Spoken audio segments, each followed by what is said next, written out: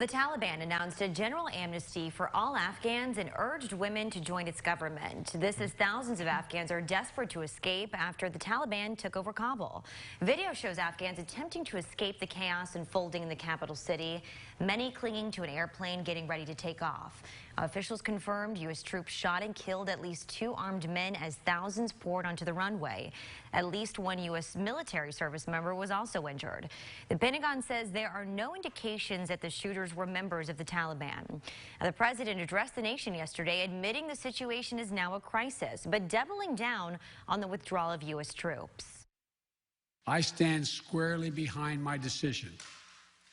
After 20 years, I've learned the hard way that there was never a good time to withdraw U.S. forces. The truth is, this did unfold more quickly than we had anticipated. The president signed off on deploying at least 6,000 troops to the region, assisting the emergency evacuation of almost all U.S. personnel, American citizens, and thousands of Afghans who supported the U.S.-led mission. Local soldiers who deployed to Afghanistan are sharing their thoughts on the Taliban takeover there. Many are watching what's unfolding in the country online, but for some soldiers, this is the very place they spent years serving. Knox County Commissioner and Air Force veteran Kyle Ward was a member of the Joint Special Operations Task Force in Afghanistan in 2011 and 2012. That is where he says his sadness stems from losing people he knew personally. There were Afghani people that helped me survive and come home. I just feel bad for the people. A lot of those people wanted freedom, want American democracy, wanted their daughters to go to school, wanted their kids to grow up to be able to go to college. That's not going to happen now. And what's in store for them is still to see, but it doesn't look good from this point.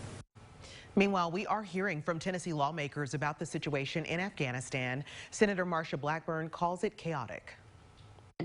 This is outrageous how this has happened. It did not have to be this way.